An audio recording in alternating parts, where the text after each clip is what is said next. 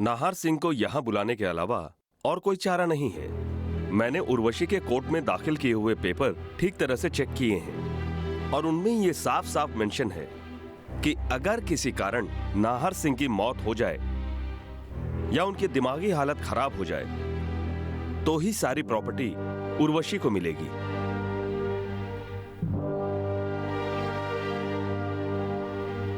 लेकिन वकील साहब, अगर किसी कारण नाहर नहीं आ पाए तो? मेरा मतलब अगर उर्वशी की दी हुई मोहलत में वो नहीं आ पाए तो? दीदी आप ऐसी बातें क्यों कर रही हैं? आई एम श्योर वो आते ही होंगे। सर एक बात क्लियर करनी थी, दीदी नाहर जीजू की पत्नी है और दीदी के होते हुए नाहर जीजू की सारी प्रॉपर्टी उर्वशी को कैसे मिल सकती है? ऐसा इसलिए हो सकता है क्योंकि इन कागजों पर नाहर सिंह के दस्तखत हैं। लेकिन आप सब परेशान क्यों हो रहे हैं? नाहर सिंह तो सही सलामत हैं, क्योंकि वो ठीक ठाक हैं, इसलिए ये वसीयत के पेपर कानूनन बेकार हो गए हैं। In legal terms null and void. बस आप एक बार उन्हें यहां भेज दें ताकि इस वसीयत को बेकार ठहरा दिया जाए। बेटा, वकील साहब ने सब कुछ समझा दिया ना? आपका बहुत बहुत शुक्रिया वकील साहब। अब चलें?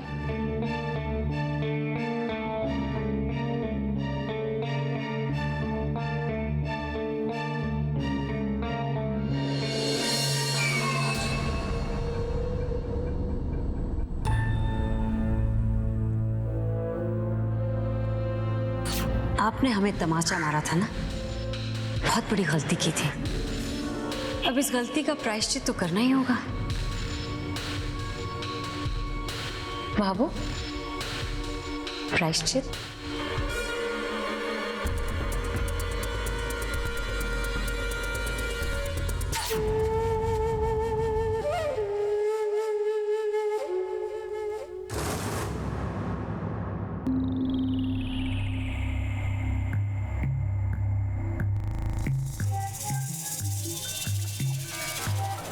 बाबू प्लीज डोंट माइंड, पर थोड़ा ताकत लगा के काम कीजिए ना। सीलन की बात हमें बिल्कुल पसंद नहीं है बाबू। जरा सी भी बात रह जाएगी आपको खामखा और मेहनत करनी पड़ेगी। नहीं बाबू, आप नहीं करेंगे ये। जी तुम्हें सजाएं देनी थी तो इनके बदले मुझे देते। माँ है हमारी, ये मत करो इनसे ये सब। तुम जो कहोगी वो मैं करूंगी। तुम कहो तुम्हें मैं। वैन अभी भी बाहर ही खड़ी है तारा, चुपचाप सिर्फ तमाशा देखती रहो, वरना तुम जानती हो हमारे एक इशारे पर ब्रिजेश जी तुम सबकी नजरों से दूर चले जाएंगे। तारा पीछे हट। अपने ब्रिजेश के लिए ये तो क्या, मैं इस औरत के पैर धोने तक को भी तैयार हूं। मेरा बेटा कम से कम अपनी मां की आंखों के सामने तो रहेगा।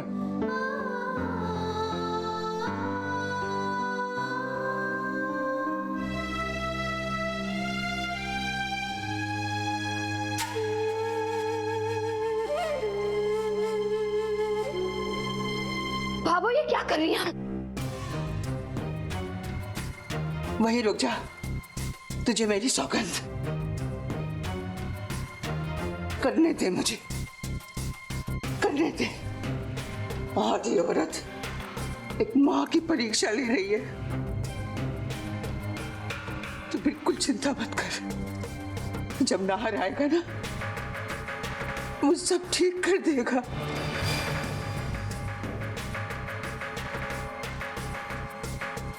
मेरा ब्रिजेश, मेरा आदित्य जो इस औरत के चंगुल में है, उन सबको उसके चंगुल से छुड़ा लेगा। सब कुछ पहले जैसा ठीक हो जाएगा। तब तक मैं इस औरत का दिया हुआ हर जख्म सहने को तैयार हूं। वाह, शाबाशी देनी पड़ेगी आपको भाभो।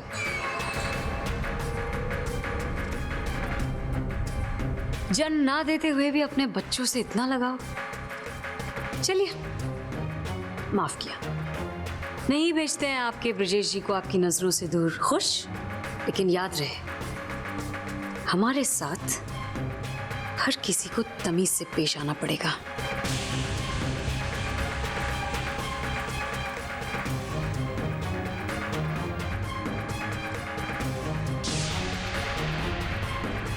हाँ, ब्रजेश जी को अंदर ले आइए।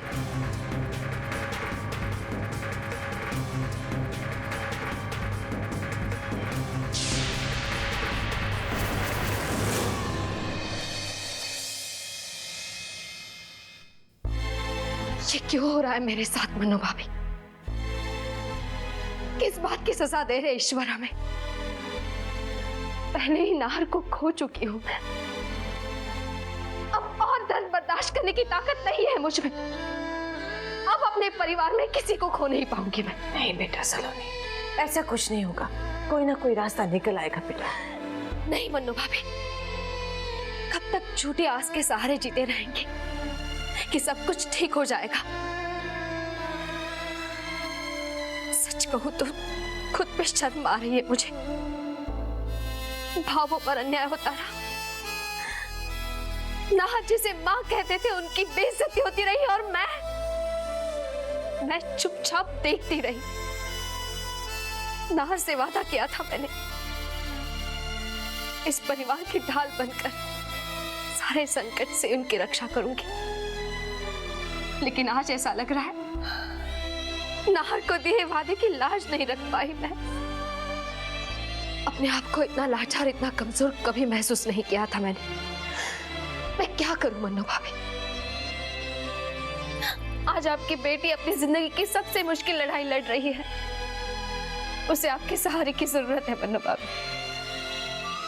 कुछ तो बोलिए, बताइए ना मैं क्या करूं? बताइए मन्नू भाभी, मैं क्या करूं?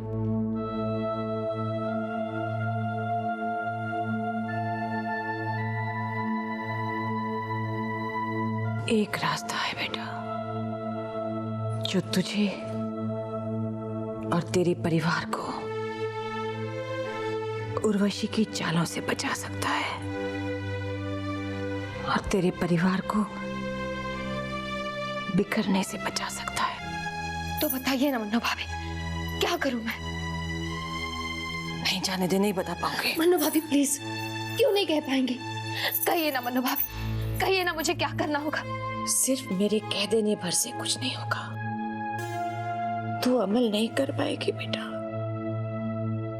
मेरे कहे रास्ते पे चल नहीं पाएगी। जहां बात अपने परिवार की सलामती की हो तो ना रास्ते के कांटों का दर्द होता है, ना अंधेरों का डर। आप बताइए मन्नू भाभी, मैं अपने परिवार के लिए मुश्किल से मुश्किल रास्ते पर चलने के लिए तैयार हूं। आप बताइए तो सही।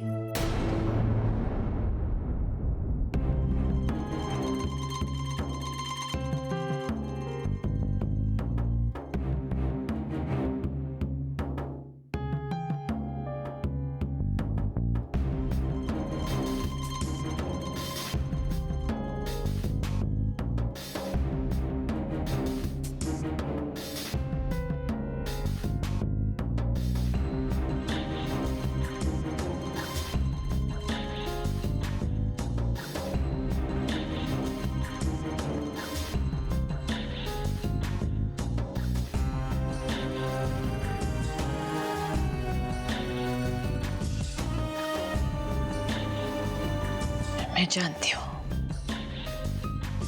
जो मैं कहने जा रही हूं वो असंभव है,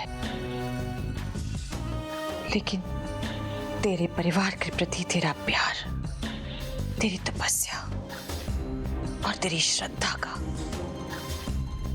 इम्तिहान है ये।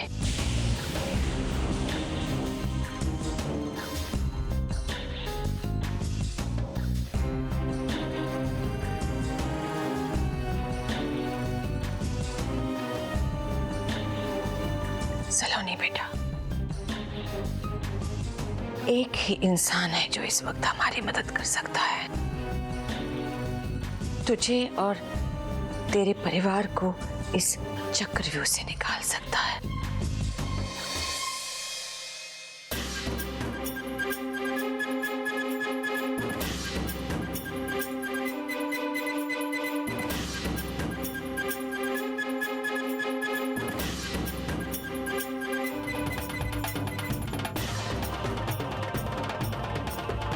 हमें स्वामी अमृतानंद को नाग के रूप में वापस लाना होगा।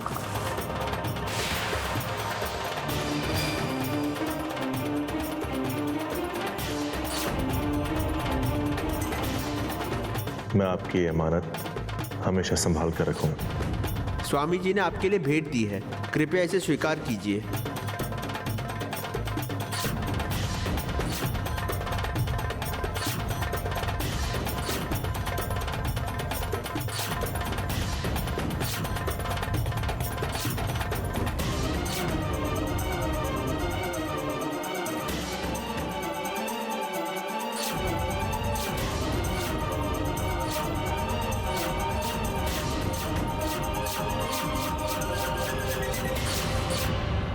हमें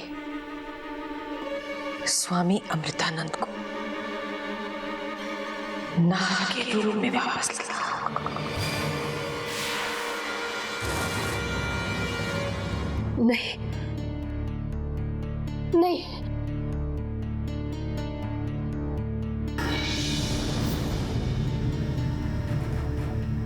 नहीं, मैं नहीं कर पाऊंगी।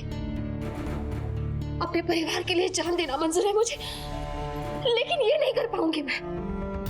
नाहर भले ही शरीर के रूप में मेरे साथ ना हो, लेकिन उनकी यादें, उनका रिश्ता हर पल मेरे साथ है। मेरी आत्मा, मेरी धड़कन, मुझ में नाहर हर पल समाये हुए मनु भाभी, और हमेशा रहेंगे। मेरे लिए उनकी जगह वो है जो सीता माँ के लिए भगवान राम की थी, या राधा जी के लिए श्री कृष्ण की थी। मैं इस जन्म में तो क्या, अगले 7 जन्मों में भी नाहर की जगह किसी को नहीं दे सकती, किसी को नहीं दे सकती। मैं तो सिर्फ ये कह रही हूँ बेटा कि तू अपने आप को और अपने परिवार को तबाही से बचाने के लिए स्वामी अमृतानंद जी को बस सिर्फ नाहर के साए की तरह अपने पास रख ले।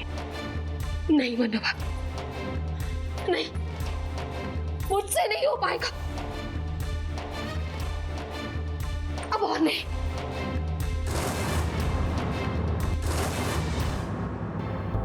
वक्त के साथ जाने कितने मोड़ आते हैं, साथ फेरों में। अपने परिवार के प्रति अपने फर्ज को निभाने के लिए अपनी मांग में सिंदूर भरने का पाप कर चुकी हूं मैं। अपने वैधव्य को ईश्वर के चरण में गिरवी रखाई हूं। अपने फर्ज के लिए अपने धर्म का सिर झुका चुकी हूं। अब इतना बड़ा पाप मुझसे नहीं होगा।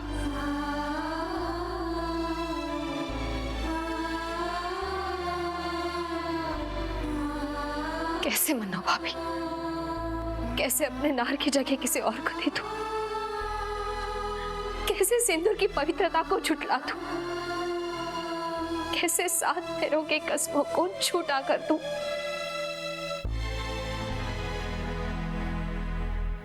नहीं कर सकती बेटा, तो फिर तुझे कोई हक नहीं है शिकायत करने का, फरियाद करने का। खड़ी देखती रहे कैसे वो उर्वशी तेरे परिवार की धज्जियां उड़ाती है।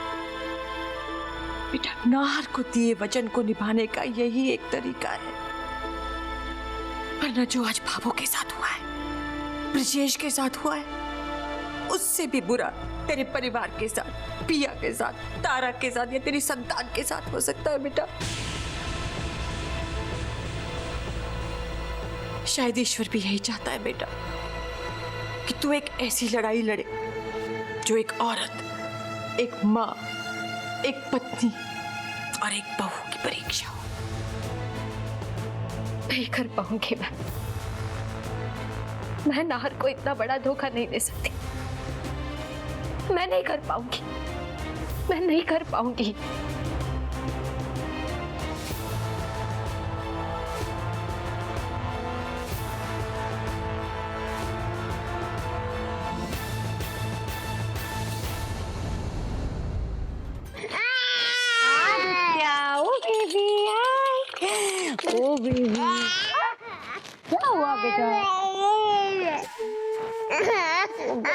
आदित्य प्लीज। क्या हो गया बेटा?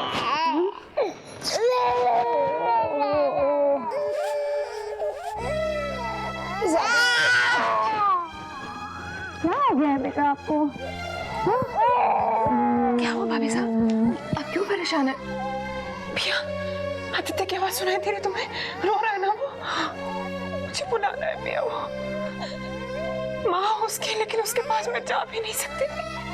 वो ठीक तो होगा ना पिया? हाँ? कहीं वो औरत उसे तंग तो नहीं कर रही होगी ना? परेशान मत होइए भाभी साहब, उसे कुछ नहीं हुआ होगा। तो बस ऐसे ही। ऐसे कैसे पिया? माँ हूँ मैं उसकी, उसे मेरी जरूरत है।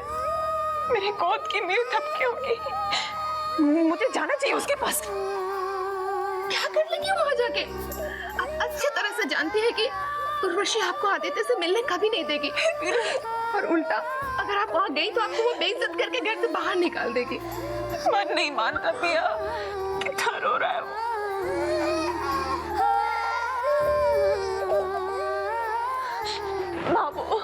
बाबू देखो ना, आदित्य रो रहा है कब से। सुना आपने? सुना? मैं क्या करूं? मैं जाऊं उसके पास? मैं जाती हूँ उसके पास। नहीं जाऊं। संभालिए खुद को। नहीं पिया, अपमान के डर से क्या मैं नहीं जाऊं अपने बच्चे के पास? उसका रोना अनसुना कर दूं? मुझसे नहीं सहा जा रहा है अभी। जो सो, मैं जा रही हूँ अपने बच्चे के पास। भाभी साहब,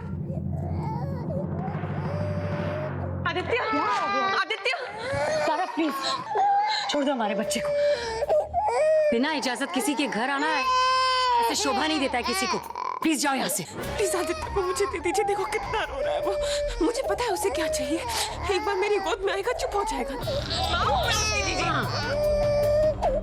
मैं आपको माँ कहते हुए तुम्हें शर्म नहीं आती है? इसे हमने जन्म दिया था, हम इसकी माँ। Please leave.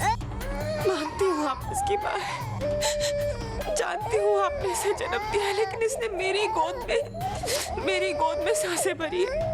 मेरी गोद में खेलकर इसको नींद आती है। जी, ये माँ के रूप में मुझे पहचानता है, आपको नहीं। खबरदार सारा, जो तुमने हमारे बच्चे को छुआ भी, किस हक से तुम इसे अपनी माँ कह रही हो? हा?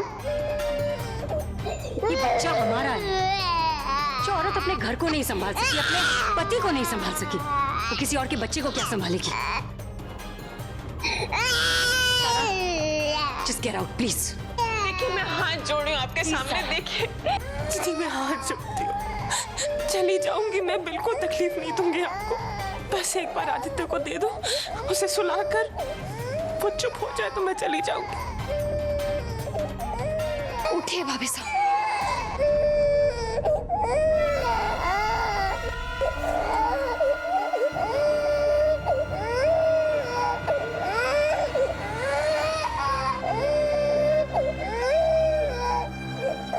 किसके आगे हाथ जोड़ रही हैं आप भाभी साहब? किससे दया की उम्मीद कर रही है? इस औरत से? इसका दिल तब पसीजेगा जब इसके पास दिल होगा। अगर इसके पास दिल होता तो ये अपनी चालों में इस बच्चे को शामिल नहीं करती। कैसे चुपचाप तमाशा कर सकती हो तुम जब तुम्हारा बच्चा इतनी बुरी तरह से रो रहा हो? जरा अपनी प्यारी देवरानी से कहो कि अपना मुंह बंद रखे, बहुत ज्यादा बोलती है। कहीं ऐसा ना हो कि इसकी बदतमीजी की सजा तुम लोगों को भुगतनी पड़े। आदित्य की माँ हम, ये हमारा बच्चा। हमें किसी से नहीं सीखना है कि अपने बच्चे के साथ हम क्या करें और क्या नहीं करें। किस मुंह से अपने आप को माँ कहलाती हो उर्वशी? माँ होने का अर्थ समझने में तुम्हें बहुत वक्त लगेगा। तुम कभी इसकी माँ नहीं बन सकती।